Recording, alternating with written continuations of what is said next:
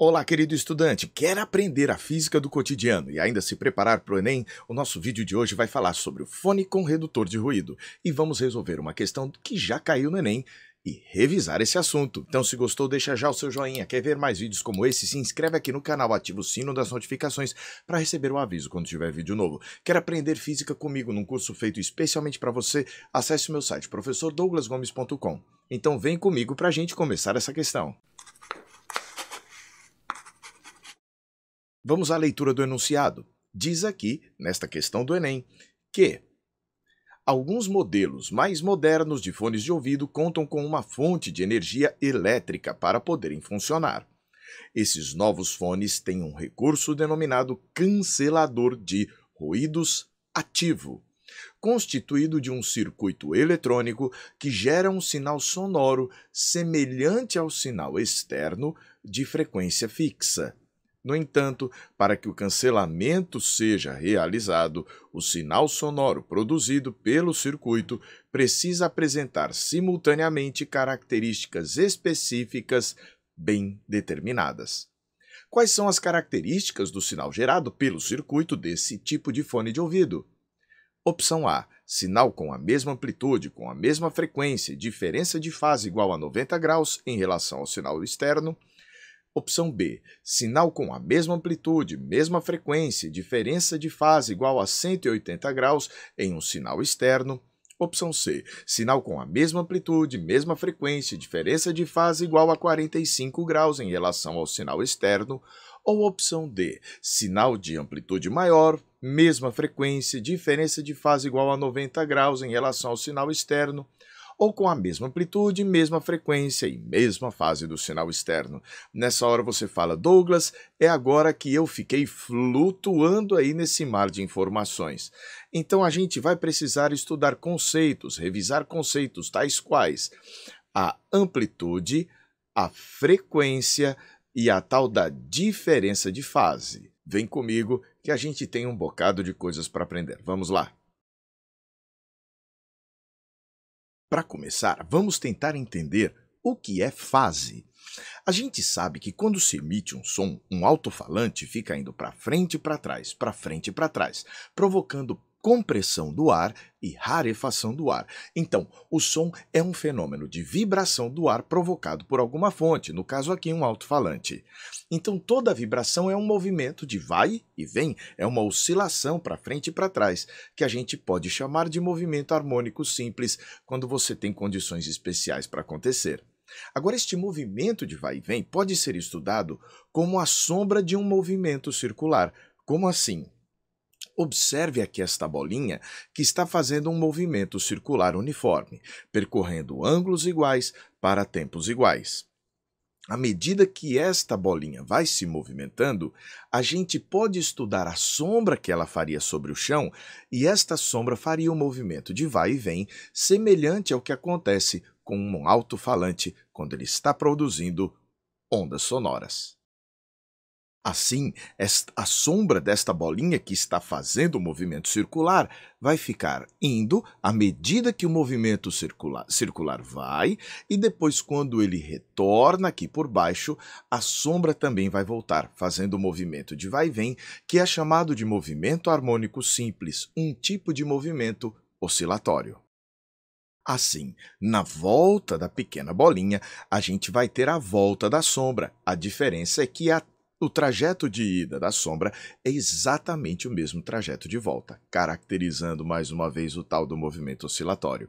Agora tem um lance interessante. A gente diz que no movimento oscilatório, deste movimento de vai e vem, a distância da posição central até a posição mais afastada é chamada amplitude. Isso vai acontecer para um lado e para o outro lado. Então, se eu colocar a coordenada 0 aqui do eixo X no meio do caminho, esta coordenada aqui vai ser mais A e a de lá menos A. Agora vem a parte interessante.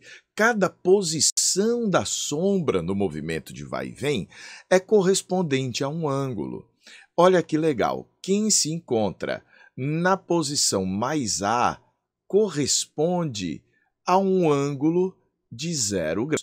Quem se encontra na posição menos A corresponde ao ângulo de 180 graus.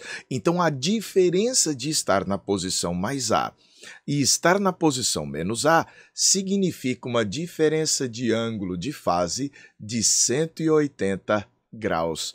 Então, nas oscilações, quando se oscilam em oposição de fase, quando um está no mais A, o outro está no menos A. Quando este aqui está no mais A, este outro no menos A, isso é uma oscilação com diferença de fase de 180 graus, como a gente pode ver aqui. Agora, o que isso tem a ver com o nosso problema? Vem comigo. Aqui eu acabei de representar o ruído, que é uma onda sonora, o ruído do ambiente, que tem uma frequência, um comprimento de onda, e aqui o seu fone de ouvido e a sua orelha.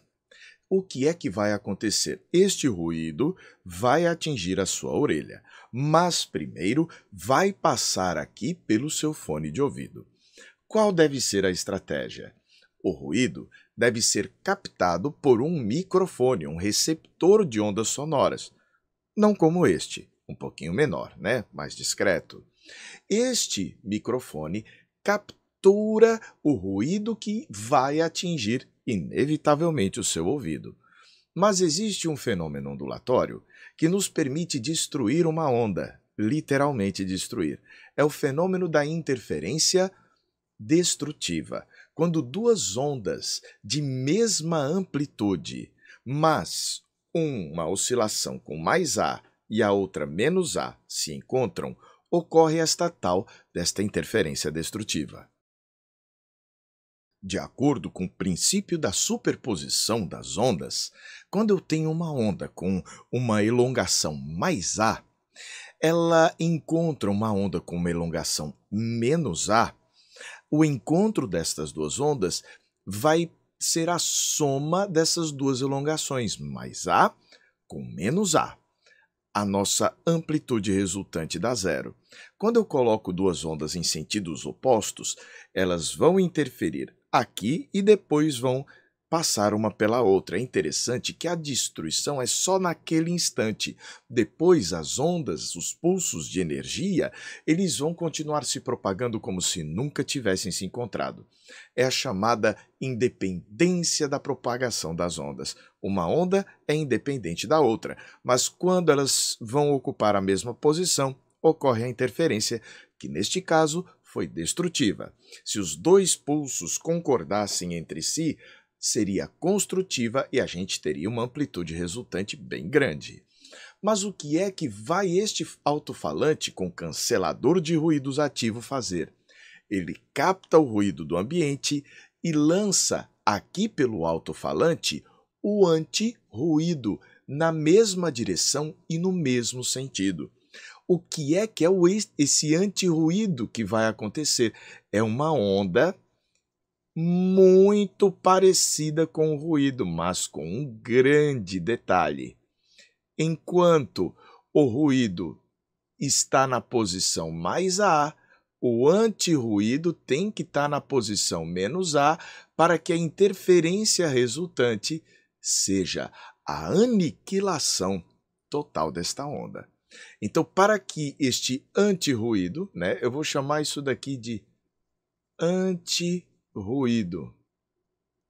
Para que este ruído cancele o ruído, eles precisam ter a mesma amplitude, o mesmo comprimento de onda, a mesma frequência, mas se um está no mais A, o outro está no menos A. E aí entra em questão a tal da oposição de fase que está relacionada a este ângulo, ó. Quando um está no mais A, a fase, o ângulo de fase é 0 graus. Quando o outro está no menos A, o ângulo de fase dele é 180 graus. Então, a diferença de fase entre estas duas ondas deve ser 180 graus, enquanto esse aqui está no ângulo de 0 graus, este anti-ruído deve estar vibrando com 180 graus, mais A, menos A. É importante ressaltar que, como as duas ondas aqui vão na mesma direção e no mesmo sentido, elas vão permanentemente se destruindo. Não como este exemplo que eu coloquei, as duas cruzando, elas se destruíam e depois voltavam a aparecer. Aqui não. Aqui será, neste sentido, uma destruição definitiva. Vamos ver se dá para responder o problema? Voltando lá para o nosso enunciado. Quais devem ser as características do sinal gerado pelo circuito deste tipo de fone? O chamado anti-ruído. Mesma amplitude, ok. Mesma frequência, ok. Mesmo comprimento de onda também. E a diferença de fase de 90 graus? Não, 180. Onde é que eu tenho 180? Aqui, ó. Então, mesma amplitude, ok. Mesma frequência, ok. Diferença de fase igual a 180 graus. Assim, terminamos essa questão e demos uma revisada em oscilações e em ondas. Douglas, mas como assim a mesma frequência? Vamos voltar para cá, ó. A gente vê que estas duas ondas vão ter o mesmo comprimento, ó, de vale a vale. O mesmo lambda. Você se lembra que a velocidade do som é igual a lambda vezes f? Então, a frequência é a velocidade do som dividido por lambda. O som tem a mesma velocidade para qualquer vibração. E aqui, como os dois têm o mesmo lambda, acabam tendo a mesma frequência de vibração. Por essa razão, a gente retorna aqui ao enunciado e confirma opção correta, B de bola. Gostou desse vídeo? Deixe o seu joinha. Quer ver mais vídeos como esse? Se inscreve aqui no canal e ativa o sino das notificações para receber aviso quando tem vídeo novo. Quer aprender física comigo? Acesse meu site professordouglasgomes.com. Um forte abraço e até a próxima!